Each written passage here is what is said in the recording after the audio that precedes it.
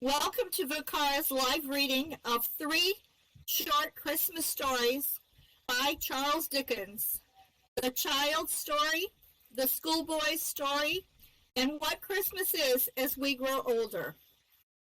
This event was made possible by San Jose State University's School of Information, the Community Virtual Library, and the Dickens Project, and we would like to thank them for this opportunity. VCARA is a student and alumni group at the iSchool and represents the iSchool's presence in virtual worlds. Each semester, we host monthly events like this one. For more information about VCARA and our events, please visit the VCARA blog. This event will also be closed captioned in the chat and recorded. We ask the audience to mute their microphones now and to keep mics muted for the duration of the performance. Instead, we encourage you to use the chat to interact. Our readers today are Allison Donovan-Jones, Bethany Winslow, Lori Harris, Marie Vance, and Valerie Hill. Graduated from the iSchool with her MLIS in 2018. She serves as the Community Virtual Library's Assistant Director. Bethany is an instructional designer at eCampus at SJSU. She's also a volunteer with the Community Virtual Library. Lori graduated from the iSchool with her MLIS in 2015 and is now in the Postmaster's Certificate Program, emphasizing in data science with a focus on online education instruction and using VRMR and online technologies. Marie graduated from the iSchool with her MLIS in 2016. She is a senior research scientist for HP Labs, where she does research in document analytics, virtual reality, and next fall will be teaching a course at SJSU on using VR as a learning platform. Val is the director of the Community Virtual Library, and her research focuses on the intersection of literature and culture. She earned her PhD in information science in 2012. Now, on to the main event. The year is 1870, with 1 week until Christmas. Despite the festive decorations surrounding us, the atmosphere is tinged with melancholy. 5 women sit before us, their heads bowed. A grieving widow, Bessie, her daughter, Clara, and their lady's maid, Callista. The widow's sister, Jane, who is a wealthy, self-professed spinster, and a nurse, Alice, who has invited these grieving women to her home for late afternoon tea. Are you ladies comfortable? Shall I call for more tea or biscuits? Oh, no, we couldn't possibly. Yes, please. Yes, please. Yes, please. I'll take some. Really now, Clara, you'll ruin your figure, and you, Jane, you needn't encourage her to indulge.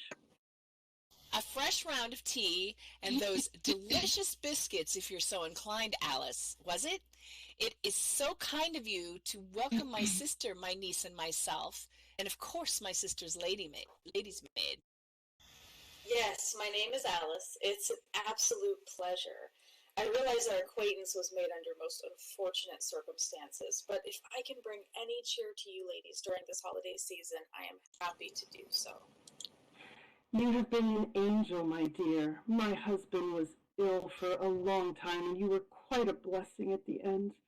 I'm confident that because of your care, he did not suffer in those final days. Of course, madam. Please call me Bessie. Thank you, Bessie. I must admit that I've come to enjoy the company of you ladies, and it's wonderful to meet your sister at long last. This house has felt so empty since the passing of my own husband years ago. With my daughter married in the country and my son away as a soldier, it can get very lonely.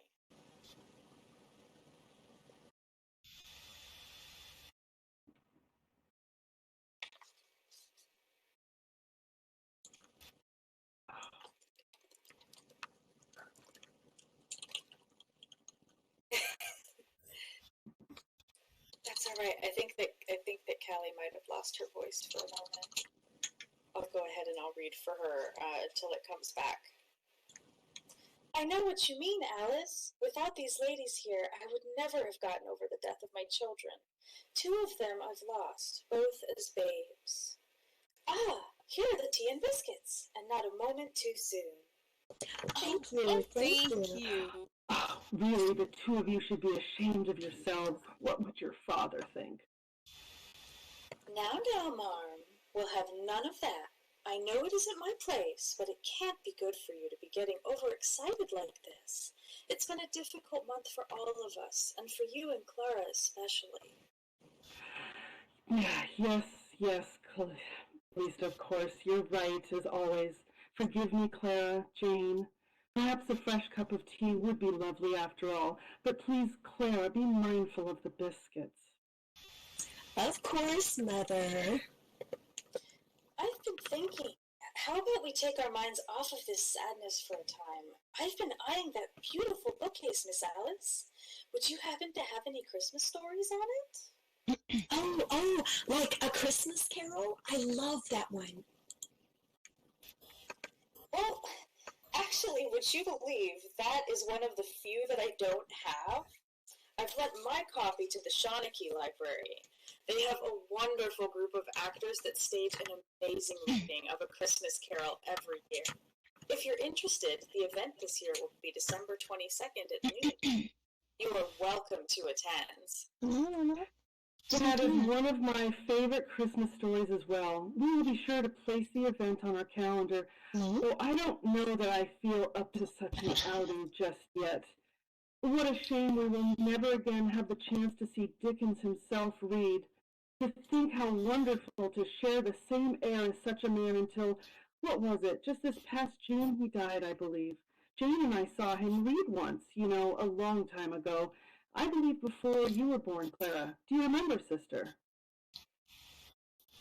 Yes, what a day. And Dickens is my absolute favorite author.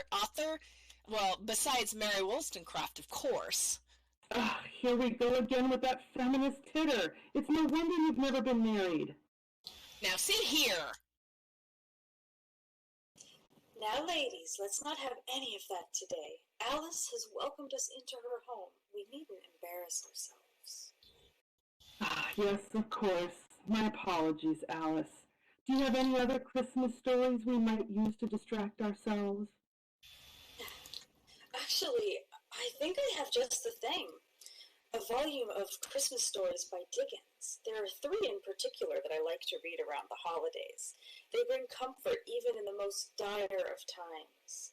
We can begin with the child's story, followed by the schoolboy story, and what Christmas is as we grow older.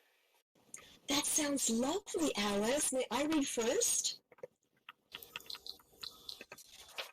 Absolutely. Then we can take turns. Wonderful. Please, Clara, begin reading whenever you're ready. All right. The Child's Story by Charles Dickens. Once upon a time, a good many years ago, there was a traveler, and he set out upon a journey. It was a magic journey, and he was to seem very long when he began it, and very short when he got halfway through. He traveled along a rather dark path for some little time without meeting anything, until at last he came to a beautiful child. So he said to the child, "What do you do here?" And the child said, "I am always at play. Come and play with me." So he played with that child the whole day long, and they were very merry. The sky was so blue, the sun was so bright, the water was so sparkling, the leaves were so green, the flowers were so lovely, and they heard such singing birds and saw so many butterflies that everything was beautiful.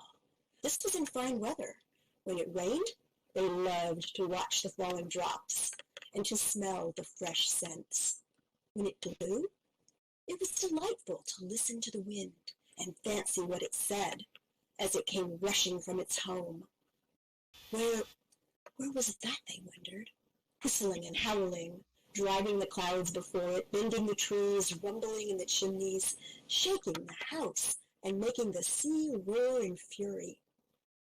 But when it snowed, that was best of all, for they liked nothing so well as to look up at the white flakes falling down fast and thick, like down from the millions of breasts of white birds, and to see how smooth and deep the drift was, and to listen to the hush upon the paths and the roads.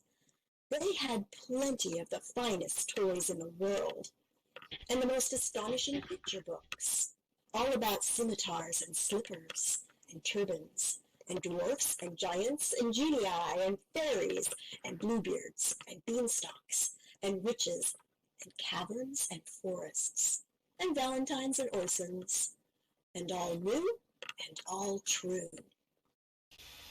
Well, one day of a sudden, the traveler lost the child. He called to him over and over again, but got no answer. So he went upon his road and went on for a little while without meeting anything, until at last he came to a handsome boy. So he said to the boy, "What do you do here?" And the boy said, "I am always learning. Come and learn with me." So he learned with that boy about Jupiter and Juno and the Greeks and the Romans, and I don't know what, and learned more than I could tell or he either, for he soon forgot a great deal of it. But they were not always learning. They had the merriest games that ever were played. They rode upon the river in summer and skated on the ice in winter. They were active afoot and active on horseback, at cricket, at all games at ball, at prisoners' base, hare and hounds, follow my leader, and more sports than I can think of. Nobody could beat them. They had holidays, too, and twelfth cakes, and parties where they danced till midnight, and real theaters where they saw palaces of real gold and silver rise out of the real earth and saw all the wonders of the world at once.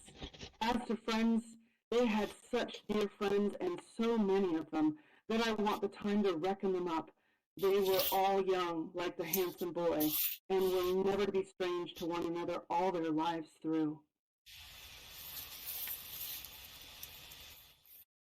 Still, one day, in the midst of all these pleasures, the traveler lost the boy as he had lost the child, and, after calling to him in vain, went on upon his journey. So he went on for a little while without seeing anything, until at last he came to a young man. So he said to the young man, "What do you do here?" And the young man said, "I am always in love. Come and love with me." So he went away with that young man, and presently they came to one of the prettiest girls that ever was seen, just like Fanny in the corner there. And she had eyes like Fanny, and hair like Fanny, and dimples like Fanny's, and she laughed and colored just as Fanny does while I am talking about her. So the young man fell in love directly, just as somebody, I won't mention, the first time he came here did with Fanny. Well, he was teased sometimes, just as somebody used to be by Fanny, and they quarreled sometimes, just as somebody and Fanny used to quarrel, and they made it up and sat in the dark and wrote letters every day and never were happy asunder, and were always looking out for one another and pretending not to, and were engaged at Christmas time, sat close to one another by the fire, and were going to be married very soon. All exactly like somebody I won't mention, and Fanny. But the traveler lost them one day, and they had lost the rest of his friends, and after calling to them to come back, which they never did, went on upon his journey. So he went on for a little while without seeing anything, till at last he came to a middle-aged gentleman. So he said to the gentleman, "What are you doing here?" His answer was, "I'm always busy. Come and be busy with me." So he began to be very busy with that gentleman, and they went on through the wood together.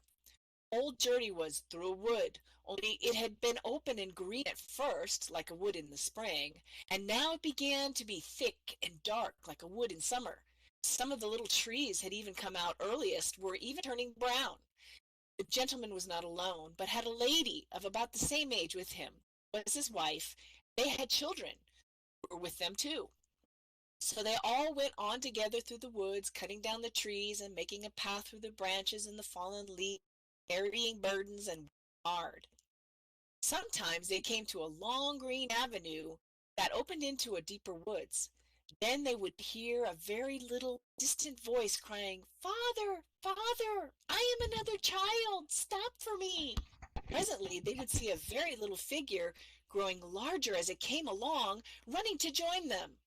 When it came up, they all crowded around it and kissed and welcomed it, and they all went on together. Sometimes they came to several avenues at once, and then they all stood still, and one of the children said, "Father, I am going to sea." And another said, "Father, I'm going to India." And another, "Father, I am going to seek my fortune where I can." And another, "Father, I am going to heaven." So, with many tears at parting, they went, solitary, down those avenues, each child upon its way, and the child who went to heaven rose into the golden air and vanished. Whenever these partings happened, the traveler looked at the gentleman and saw him glance up at the sky above the trees where the day was beginning to decline and the sunset to come on. He saw, too, that his hair was turning gray. But they never could rest for long, for they had their journey to perform, and it was necessary for them to be always busy. At last there had been so many partings that there were no children left, and only the traveler, the gentleman, and the lady went upon their way in company. And now the wood was yellow, and now brown, and the leaves, even of the forest trees, began to fall. So they came to an avenue that was darker than the rest, and were pressing forward on their journey without looking down it when the lady stopped. "My husband," said the lady, "I am called." They listened, and they heard a voice a long way down the avenue say, "Mother, mother." It was the voice of the first child, who had said, "I am going to heaven." And the father said, "I pray not yet. The sunset is very near. I pray not yet." But the voice cried, "Mother, mother," without minding him, though his hair was now quite white, and tears were on his face. Then the mother, who was already drawn into the shade of the dark avenue, and moving away, with her arms still round his neck, kissed him and said, "My dearest, I am summoned, and I go." And she was gone, and the traveler and he were left alone together. And they went on and on together until they came to very near the end of the wood, so near that they could see the sunset shining red before them through the trees. Yet once more, while he broke his way among the branches, the traveler lost his friend. He called and called, but there was no reply. And when he passed out of the wood and saw the peaceful sun going down upon a wide purple prospect, he came to an old man sitting on a fallen tree. So he said to the old man, "What do you do here?" And the old man said with a calm smile, "I am always remembering. Come and remember with me." So the traveler sat down by the side of that old man, face to face with the serene sunset, and all his friends came softly back and stood around him. The beautiful child, the handsome boy, the young man in love, the father, mother, and children. Every one of them was there, and he had lost nothing. So he loved them all, and was kind and forbearing with them all, and was always pleased to watch them all, and they all honored and loved him. And I think the traveler must be yourself, dear grandfather, because this, what you do to us, and what we do to you. The end. Oh, well, my dear Alice, you certainly know how to pick them. I don't think there's a dry eye in the room. Yes, what a great comfort to know that I will see my father again one day.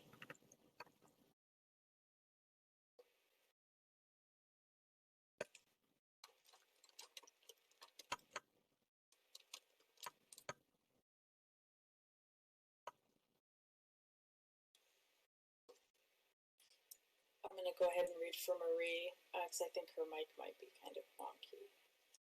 Agreed, but Alice, please tell me they aren't all so heart-wrenching. I don't think I can bear another one like that in a row. It is one of my favorites. Well, all three of these stories are. Not to worry, the next story is quite a bit more cheerful. There's even a helping of mischief in there. How fun! Please, Alice, continue on then. The Schoolboy's Story by Charles Dickens. Being rather young at present, I am getting on in years, but still I am rather young. I have no particular adventures of my own to fall back upon.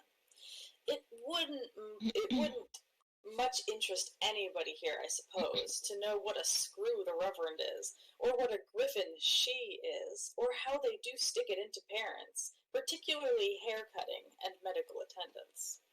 One of our fellows was charged in his half's account 12 and 6 pence for 2 pills, tolerably profitable at 6 and 3 pence apiece, I should think, and he never took them either, but just put them up the sleeve of his jacket. As to the beef, it's shameful. It's not beef. Regular beef isn't veins. You can chew regular beef. Besides which, there's gravy to regular beef, and you never see a drop to ours. Another of our fellows went home ill, and heard the family doctor tell his father that he couldn't account for his complaint unless it was the beer. Of course it was the beer, and well it might be. However, beef and old Cheeseman are two different things. So is beer. It was old Cheeseman I meant to tell about, not the manner in which our fellows get their constitutions destroyed for the sake of profit. Why, look at the pie crust alone. There's no flakiness in it. It's solid, like damp lead. Then our fellows get nightmares and are bolstered for calling out and waking other fellows. Who can wonder?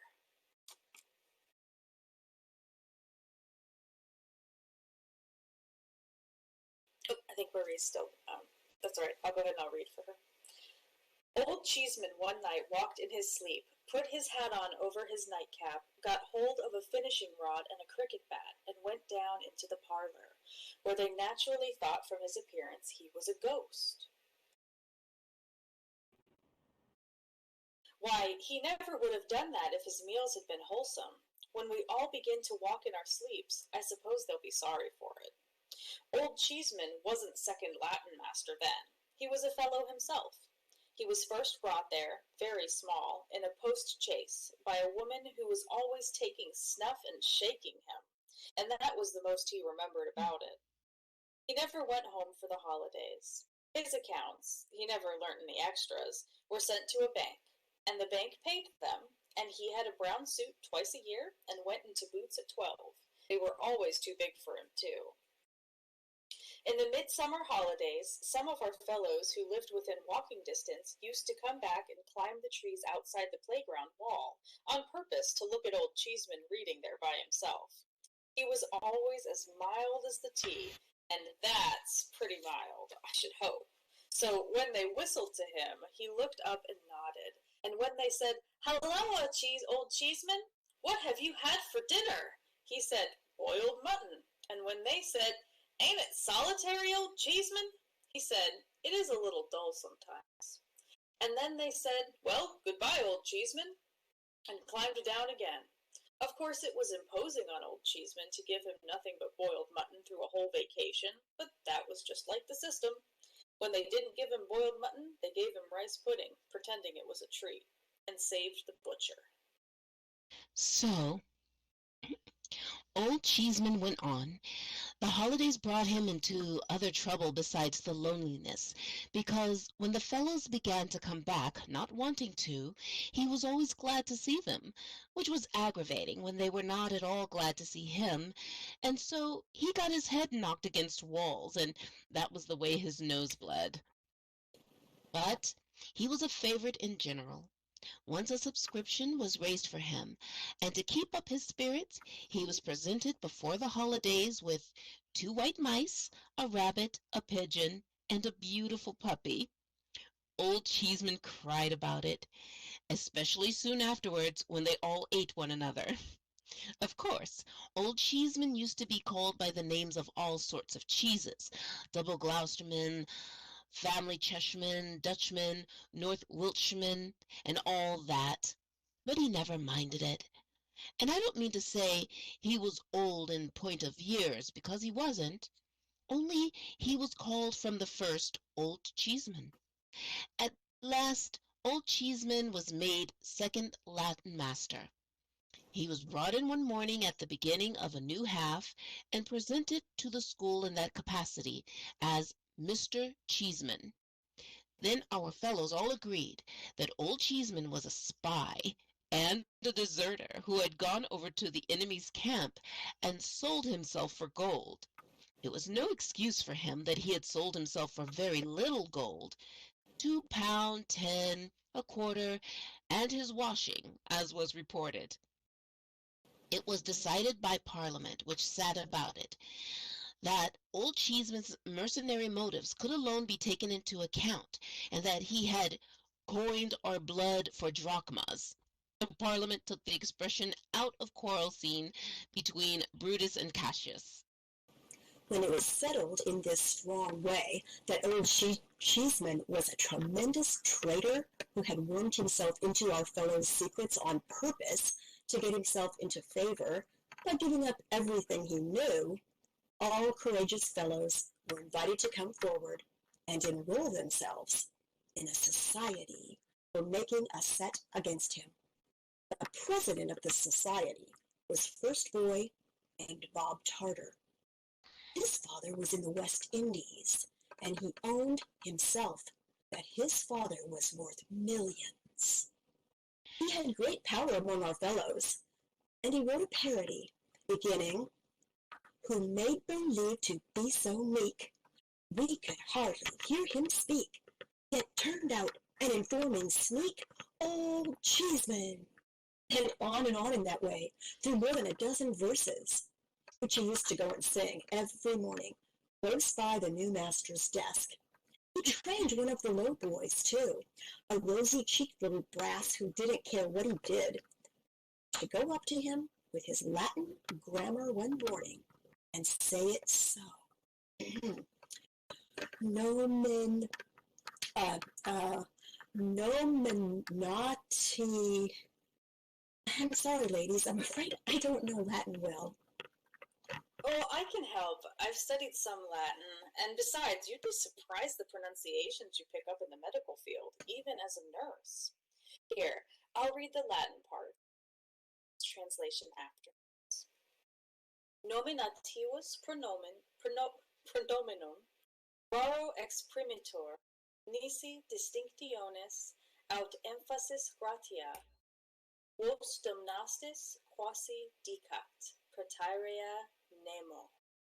I see. So then Dickens says that means old Cheeseman was never suspected of being an informer until he proved one. For instance, when he sold the boys, as though he should say, "I'm a Judas." Is that really what it says, Alice? Well, I'm not exactly fluent, but from what I can tell, Dickens' translation is quite liberal. Parts of it read as nonsense to me. He's in line with the spirit of it, though. I suspect his Latin is far better than mine, and he's just having some fun with us. Oh, all this produced a great effect on old Cheeseman. He had never had much hair, but what he had began to get thinner and thinner every day. He grew paler and more worn, and sometimes of an evening he was seen sitting at his desk with a precious long snuff to his candle, and his hands before his face, crying. But no member of the society could pity him, even if he felt inclined, because the president said it was old Cheeseman's conscience. So old Cheeseman went on, and didn't he lead a miserable life? Of course the Reverend turned up his nose at him, and of course she did, because both of them always do that at all the masters, but he suffered from the fellows most, and he suffered from them constantly. He never told about it, that the society could find out, but he got no credit for that, because the president said it was old Cheeseman's cowardice. He had only one friend in the world, and that one was almost as powerless as he was. It was only Jane. Jane was a sort of wardrobe woman to our fellows and took care of the boxes. She had come at first, I believe, as a kind of apprentice. Some of our fellows say from a charity, but I don't know, and after her time was out, had stopped at so much a year. So little a year, perhaps I ought to say, for it is far more likely. However, she had put some pounds in the savings bank, and she was a very nice young woman. She was not quite pretty, but she had a very frank, honest, bright face, and all our fellows were fond of her. She was uncommonly neat and cheerful, and uncommonly comfortable and kind. And if anything was the matter with a fellow's mother, he always went and showed the letter to Jane. Now, just a darn minute. What on earth kind of a message is that for young women?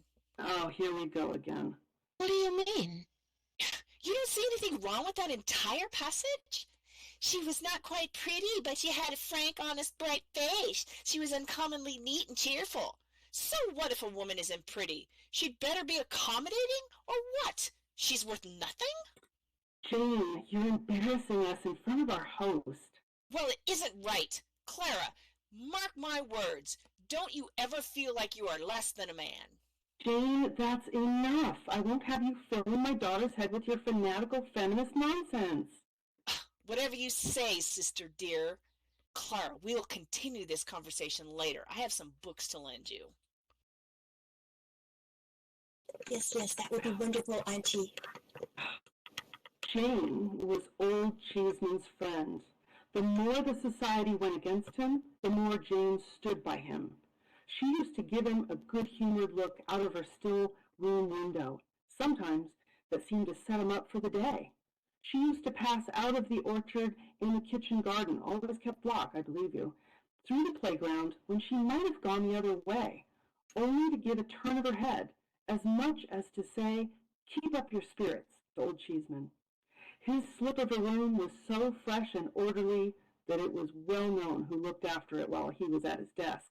And when our fellows saw a smoking hot dumpling on his plate at dinner, they knew with indignation who had set it up.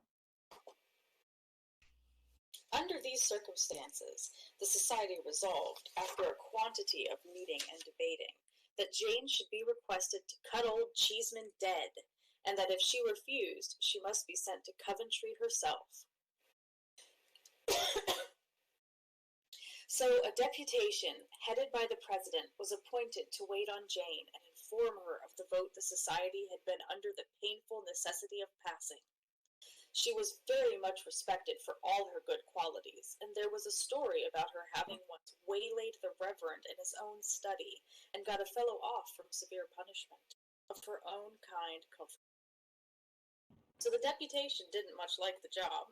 However, they went up and the president told Jane all about it, upon which Jane turned very red, burst into tears, informed the president and the deputation in a way not at all like her usual, that they were a parcel of malicious young savages and turned the whole respected body out of the room. Consequently, it was entered in the society's book, kept in astronomical cipher for fear of detection, that all communication with Jane was interdicted, and the president addressed the members on this convincing instance of old Cheeseman's undermining. But Jane was as true to old Cheeseman as old Cheeseman was false to our fellows, in their opinion, at all events, and steadily continued to be his only friend. It was a great exasperation to the society, because Jane was as much a loss to them as she was a gain to him, and being more inveterate against him than ever, they treated him worse than ever. At last, one morning, his desk stood empty. The room was peeped into, and found to be vacant. The whisper went out about among the pale faces of our fellows that old Cheeseman, unable to bear it any longer, got up early and drowned himself. The mysterious looks of the other masters after breakfast, and the evident fact that old Cheeseman was not expected, confirmed the society in this opinion. Some began to discuss whether the president was liable to hanging or only transportation for life, and the president's face showed a great anxiety to know which. However, he said that a jury of his country should find him game, and that in his address he should put it to them to lay their hands upon their hearts and say whether they, as Britons, approved of informers, and how they thought they would like it themselves. Some of the society considered that he had better run away until he found a forest where he might change clothes with a woodcutter and stain his face with blackberries. But the majority believed that if he stood his ground, his father, belonging as he did to the West Indies and being worth millions, could buy him off. All our fellows' hearts beat fast when the Reverend came in and made a sort of a Roman or a field marshal of himself with the ruler, as he always did before delivering an address. But their fears were nothing to their astonishment when he came out with the story that old Cheeseman, so long our respected friend and fellow pilgrim in the pleasant plains of knowledge, he called him, oh yes, I dare say, much of that, was the orphan child of a disinherited young lady who had married against her father's wish, and whose young husband had died, and who had died of sorrow herself, and whose unfortunate baby, old Cheeseman, had been brought up at the cost of the grandfather who would never consent to see it, baby, boy, or man, which grandfather was now dead and served him right, that's my putting in, and which grandfather's large property, there being no will, was now and all of a sudden and forever old Cheeseman's. So our long respected friend and fellow pilgrim in those pleasant plains of knowledge, the Reverend wound up a lot of bothering quotations by saying, would come among us more than a day fortnight, when he desired to take leave of him himself in a more particular manner. These words he stared severely round at our fellows and went solemnly out. There was precious consternation among the members of the society now. Lots of them wanted to resign, and lots of them began to try and make out that they had never belonged to it. However, the president stuck up and said that they must stand or fall together, and if that a breach was made, it should be over his body, which was meant to encourage the society, but it didn't.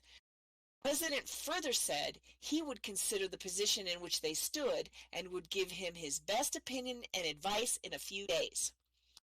It was eagerly looked for, as he knew a great deal of the world on account of his father being in the West Indies. After days and days of hard thinking and drawing armies all over his slate, the president called our fellows together and made the matter clear. He said it was plain that when old Cheeseman came on the appointed day, his first revenge would be to impeach the society and have it flogged all around. After witnessing with joy of torture of his enemies and gloating over the cries which agony would extort from them, the probability was that he would invite the Reverend on pretense of conversation into a private room, say the parlor in which parents were shown, where the two great globes were, which were never used, and would there reproach him with the various frauds and oppressions he had endured at his hands. At the close of his observations, he would make a signal to the prize fighter concealed in the passage, who would then appear and pitch into the Reverend until he was left insensible. Old Cheeseman would then make Jane a present from 5 to 10 pounds, and would leave the establishment in fiendish triumph. The president explained that against the parlor part, or Jane part, of these arrangements he had nothing to say, but on the part of the society he counseled deadly resistance. With this view, he recommended that all available desks should be filled with stones, and that the first word of the complaint should be the signal to every fellow to let fly at old Cheeseman. The bold advice put the society in better spirits. It was unanimously taken. A post about old Cheeseman's size was put up in the playground, and all our fellows practiced at it until it was dented all over. When the day came, and places were called, every fellow sat down in a tremble. There had been much discussing and disputing as to how old Cheeseman would come, but it was the general opinion that he would appear in a sort of triumphal car drawn by 4 horses, with 2 livery servants in front and the prize fighter in disguise up behind. So all our fellows sat listening for the sound of wheels. But no wheels were heard, for old Cheeseman walked after all and came into the school without any preparation, pretty much as he used to be, only dressed in black.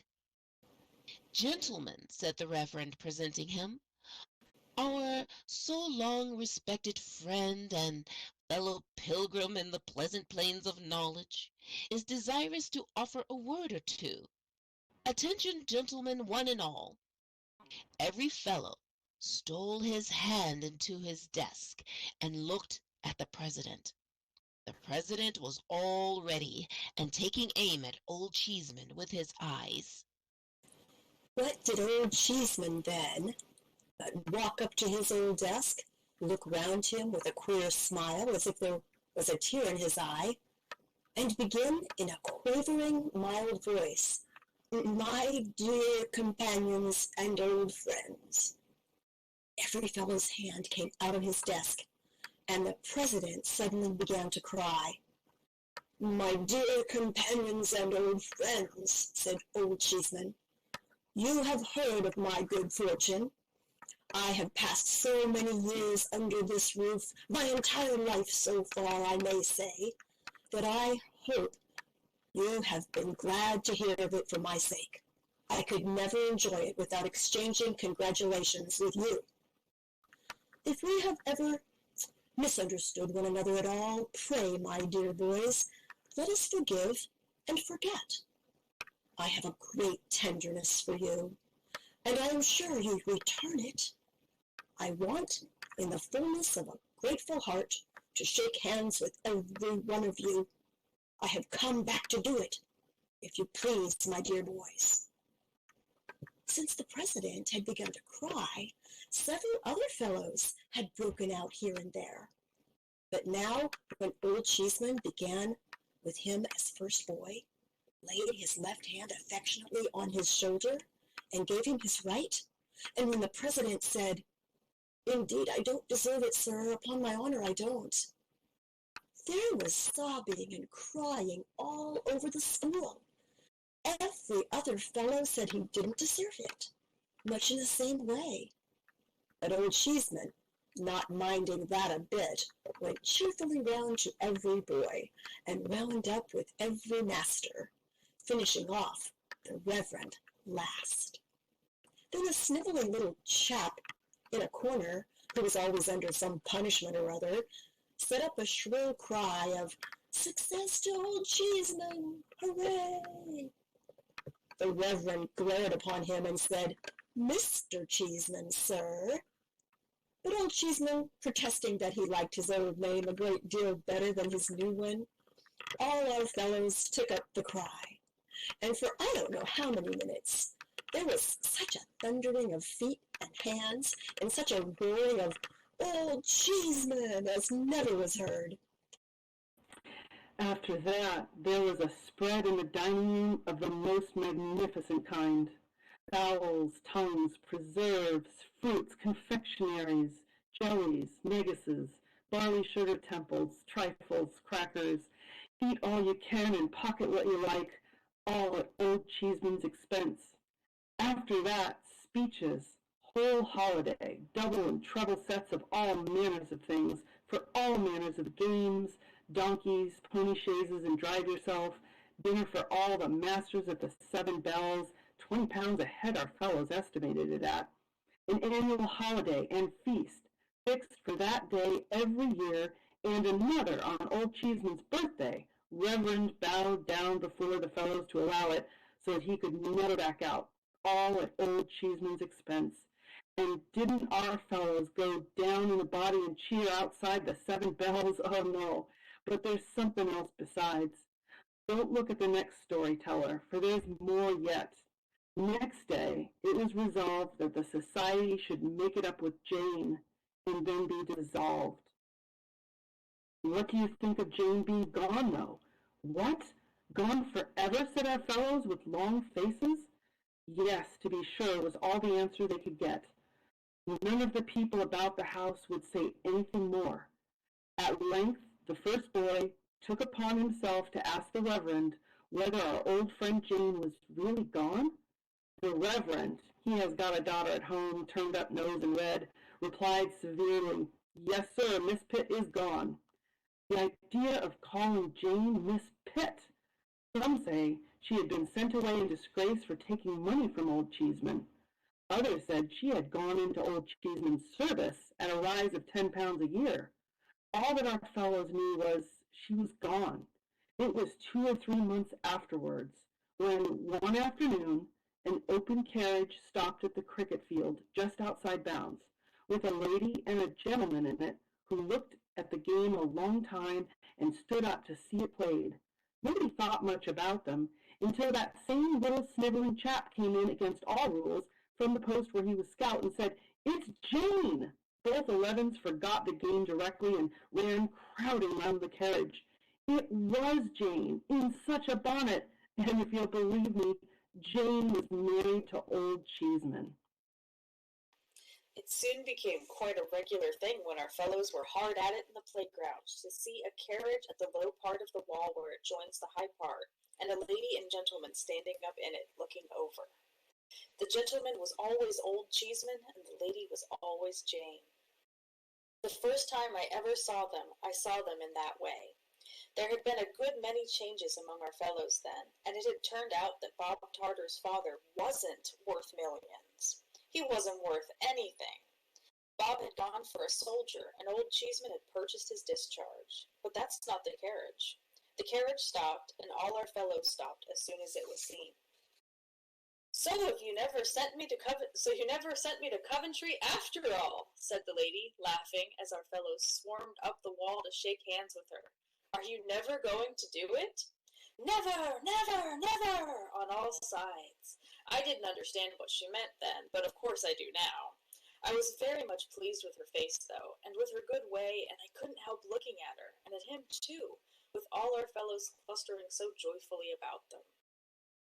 They soon took notice of me as a new boy, so I thought I might as well swarm up the wall myself and shake hands with them as the rest did. I was quite as glad to see them as the rest were, and was quite as familiar with them in a moment. "Only a fortnight now," said old Cheeseman, "to the holidays. Who stops? Anybody?" A good many fingers pointed at me, and a good many voices cried, "He does!" For it was the year when you were all away, and rather low I was about it, I can tell you. "Oh," said old Cheeseman, "but it's solitary here in the holiday time. You'd better come with us." So I went to their delightful house, and was as happy as I could possibly be. They understood how to conduct themselves towards boys. They do. When they take a boy to the play, for instance, they do take him. They don't go in after it's begun, or come out before it's over. They know how to bring a boy up, too. Look at their own. Though he is very little as yet, what a capital boy he is. Why, my next favorite to Mrs. Cheeseman and old Cheeseman is young Cheeseman. So now I've told you all I know about old Cheeseman. And it's not much after all, I'm afraid. Is it? The Those little scamps. Boys don't really behave like that at school, surely. They weren't really going to stone a poor man, were they? I certainly hope not. I always regretted not giving your father a son. Not that I would trade you for anything, Clara, naturally. But this certainly makes me think twice. Perhaps I lucked out with one child after all. I can assure you that is just the sort of thing my little Bertram would get up to. I can't believe he's all grown now, and in Her Majesty's service, no less.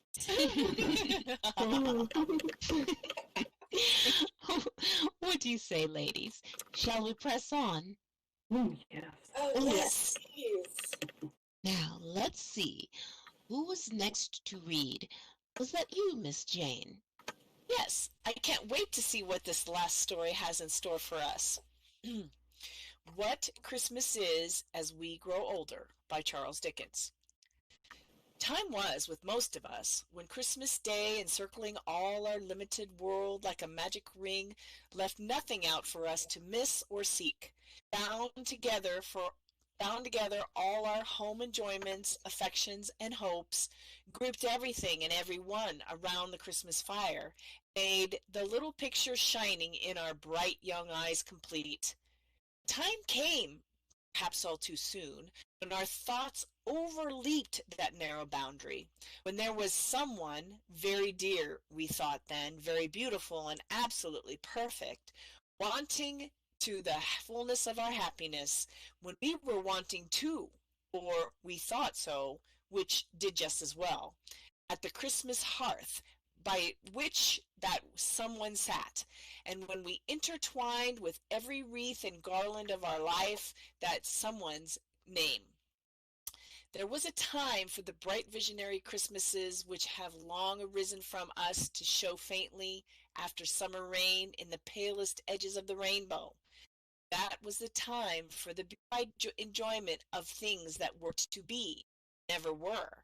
And yet the things that were so real in our resolute hope that it would be hard to say now what realities achieved since have been stronger.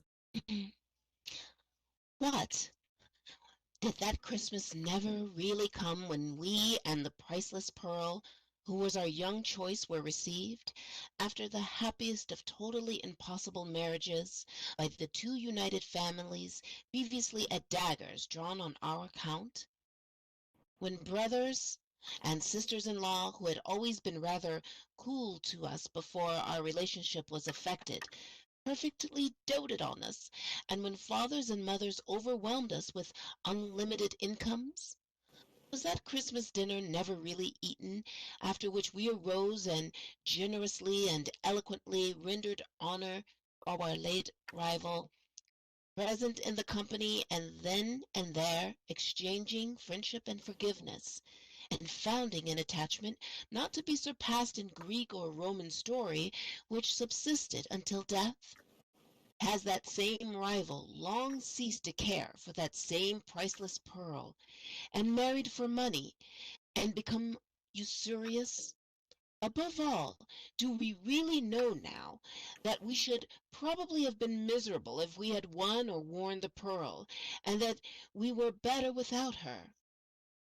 That Christmas, when we had recently achieved so much fame, when we had been carried in triumph somewhere for doing something great and good, when we had won an honored and ennobled name, and arrived and were received at home in a shower of tears of joy, is it possible that that Christmas has not come yet? And is our life here, at the best, so constituted that, pausing as we advance at such a noticeable milestone in the track as this great birthday, we look back on the things that never were, as naturally and full, as gravely as on the things that have been and are gone, or have been and still are? If it be so, and so it seems to be, must we come to the conclusion that life is little better than a dream, and little worth the loves and strivings that we crowd into it. No, far be such miscalled philosophy from us, dear reader, on Christmas Day.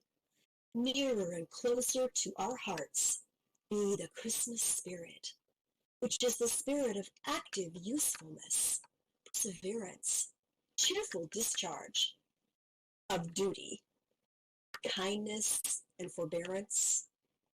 It is in the last virtues especially that we are, or should be, strengthened by the visions of our youth. For who shall say that they are not our teachers to deal gently even with the impalpable nothings of the earth? Therefore, as we grow older, let us be more thankful that the circle of our Christmas associations and of the lessons that they bring expands. Let us welcome every one of them and summon them to take their places by the Christmas hearth. Welcome, old aspirations, glittering creatures of an ardent fancy, to your shelter underneath the holly. We know you and have not outlived you yet. Welcome, old projects and old loves, however fleeting, to your nooks among the steadier lights that burn around us. Welcome all that was ever real to our hearts, and for the earnestness that made you real, thanks to heaven. Do we build no Christmas castles in the clouds now? Let our thoughts, fluttering like butterflies among these flowers of children, bear witness. Before this boy, there stretches out a future, brighter than we ever looked in on our old romantic time, but bright with honor and with truth. Around this little head on which the sunny curls lie heaped, the graces sport as prettily, as airily, as when there were no scythe within the reach of time to shear away the curls of our first love.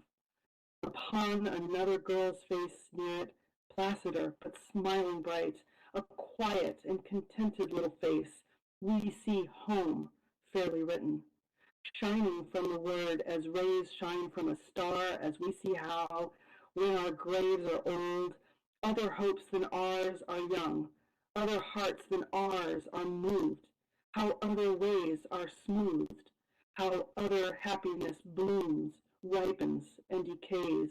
No, not decays, for other homes and other bands of children not yet in being, nor for ages yet to be, arise and bloom and ripen to the end of all. Welcome everything. Welcome alike what has been and what never was, and what we hope may be, to your shelter underneath the holly, to your places round the Christmas fire, where what it sits open-hearted. In yonder shadow do we see obtruding furtively upon the blaze an enemy's face? My Christmas Day we do forgive him. If the injury he has done us may admit us of such companionship, let him come here and take his place. If otherwise, unhappily, let him go hence, assured that we will never injure nor accuse him. On this day we shut out nothing. Pause, said a low voice. Nothing? Think. On Christmas Day we will shut out from our fireside nothing. Not the shadow of a vast city where the withered leaves are lying deep, the voice replies. Not the shadow that darkens the whole globe? Not the shadow of the city of the dead? Not even that. Of all days in the year, we will turn our faces toward that city upon Christmas Day, and from its silent hosts bring those we loved among us. City of the dead, in the blessed name wherein we are gathered together at this time, and in the presence that is here among us according to the promise, we will receive and not dismiss thy people who are dear to us. Yes, we look upon these children angels that alight, so solemnly, so beautifully among the living children by the fire, and can bear to think how they departed from us. Entertaining angels unawares, as the patriarchs did, the playful children are unconscious of their guests. But we can see them, can see a radiant arm around one favored neck as if there were a tempting of that child away. Among the celestial figures there is one, a poor misshapen boy on earth, of a glorious beauty now, of whom his dying mother said it grieved her much to leave him here alone for so many years, as it was likely would elapse before he came to her, being such a little child. But he went quickly, and was laid upon her breast, and in her hand she leads him. There was a gallant boy who fell, far away, upon a burning sand beneath a burning sun, and said, "Tell them at home, with my last love, how much I could have wished to kiss them once, but that I died contented and had done my duty." Or there was another, over whom they read the words, "Therefore we commit his body to the deep," and so consigned him to the lonely ocean and sailed on. Or there was another, who lay down to his rest in the dark shadow of great forests, and on earth awoke no more. Oh, shall they not, from sand and sea and forest, be brought home at such a time? There was a dear girl, almost a woman, never to be one, who made a mourning Christmas in a house of joy, and went her trackless way to the silent city. Do we recollect her, worn out, faintly whispering what could not be heard, and falling into that last sleep for weariness? Oh, look upon her now! Oh, look upon her beauty, her serenity, her changeless youth, her happiness! The daughter of Jairus was recalled to life, to die, but she, more blessed, has heard the same voice, saying unto her, "Arise forever." We had a friend who was our friend from early days, whom we often pictured the changes that were to come upon our lives, and merrily imagined how we would speak and walk and think and talk when we came to be old. His destined habitation in the city of the dead received him in his prime. Shall he be shut out from our Christmas remembrance? Would his love have so excluded us? Lost friend, lost child, lost parent, sister, brother, husband, wife, we will not so discard you. You shall hold your cherished places in our Christmas hearts, and by our Christmas fires, and in our season of immortal hope, and on the birthday of immortal mercy, we shall shut out nothing. The winter sun goes down over town and village. On the sea it makes a rosy path, as if the sacred tread were fresh upon the water. A few more moments and it sinks, and the night comes on, and lights begin to sparkle in the prospect.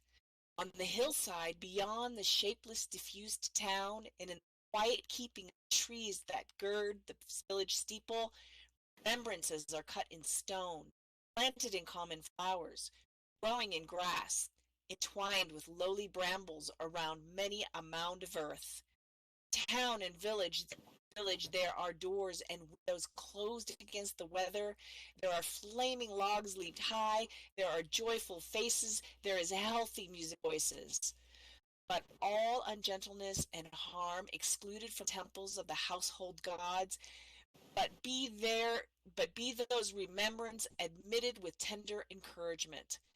They are of a time and all its comforting and peaceful reassurances, and of the history that reunited even upon the earth the living and the dead, and of the broad beneficences and goodnesses that many men have tried to tear to narrow shreds. The end.